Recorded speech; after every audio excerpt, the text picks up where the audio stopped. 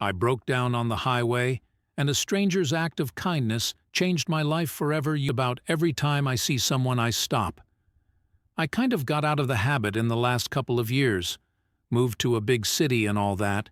My girlfriend wasn't too stoked on the practice.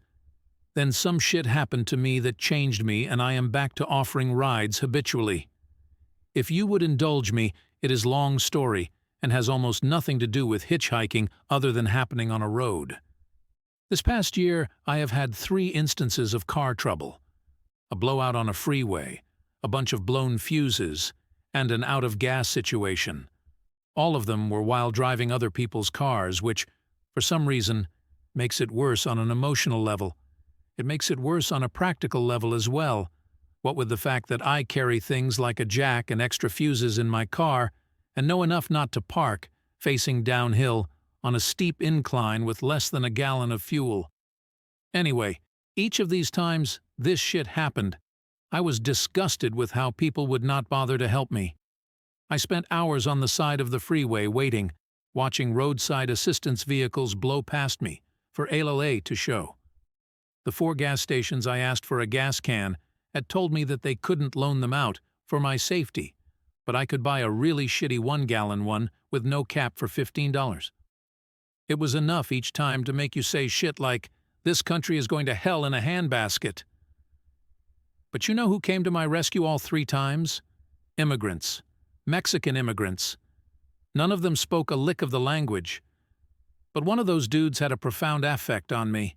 He was the guy that stopped to help me with a blowout with his whole family of 6 in tow.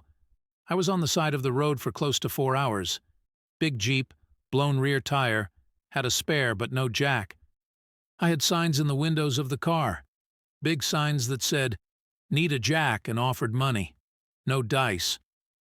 Right as I am about to give up and just hitch out there, a van pulls over and dude bounds out. He sizes the situation up and calls for his youngest daughter who speaks English. He conveys through her that he has a jack, but it is too small for the Jeep, so we will need to brace it. He produces a saw from the van and cuts a log out of a downed tree on the side of the road. We rolled it over, put his jack on top, and bam, in business. I start taking the wheel off, and if you can believe it, I broke his tire iron. It was one of those collapsible ones, and I wasn't careful, and I snapped the head I needed clean off. Fuck. No worries. He runs to the van, gives it to his wife, and she is gone in a flash, down the road to buy a tire iron. She is back in 15 minutes. We finished the job with a little sweat and cussing. Stupid log was starting to give. And I am a very happy man. We are both filthy and sweaty. The wife produces a large water jug for us to wash our hands in. I tried to put a 20 in the man's hand, but he wouldn't take it, so I instead gave it to his wife as quietly as I could. I thanked them up one side and down the other.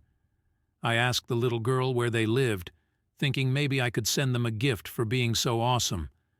She says they live in Mexico. They are here so Mommy and Daddy can pick peaches for the next few weeks.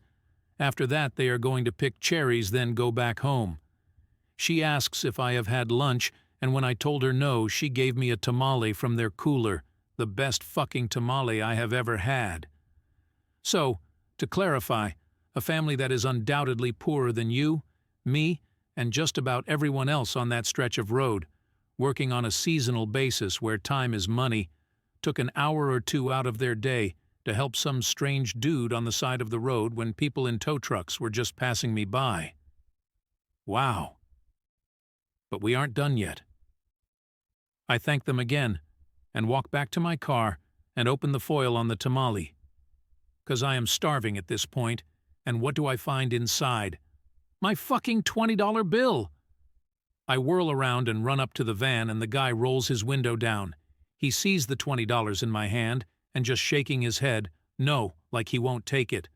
All I can think to say is por favor, por favor, por favor with my hands out. Dude just smiles, shakes his head, and, with what looked like great concentration, tried his hardest to speak to me in English. Today you, tomorrow me. Rolled up his window, drove away, his daughter waving to me in the rear view. I sat in my car eating the best fucking tamale of all time and I just cried, like a little girl. It has been a rough year, and nothing has broke my way. This was so out of left field, I just couldn't deal. In the 5 months since I have changed a couple of tires, given a few rides to gas stations, and once went 50 miles out of my way to get a girl to an airport, I won't accept money. Every time I tell them the same thing when we are through. Today you, tomorrow me.